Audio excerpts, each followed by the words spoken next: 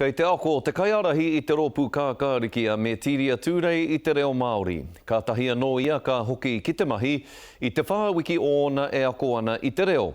Hei tā te pūrongo a Eruera Rerekura nā te tipuranga mai o te ngākau titikaha i roto i taua whāwiki rā i māia ke ai a me tiria tūrei ki te tuku i tana kauhau reo Māori tuatahi ki te whare pāremata.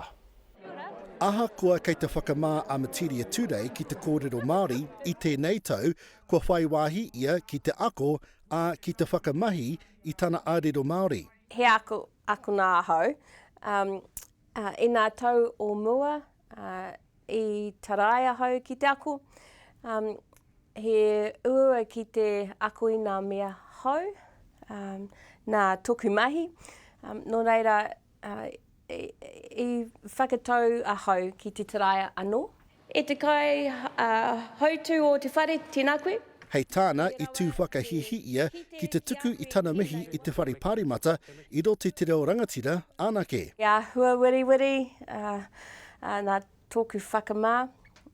Engari, he harikoa a hau, a hoki.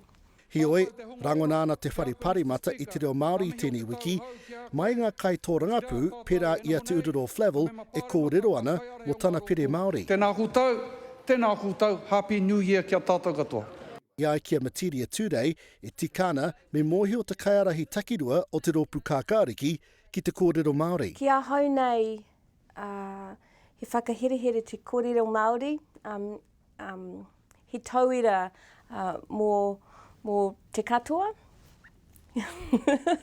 Ko te tūmanako, ka haere ia ki ngā kurereo e whakahaere tia ana e te taurewhiri. I tērā tōku nei hia? I hope so.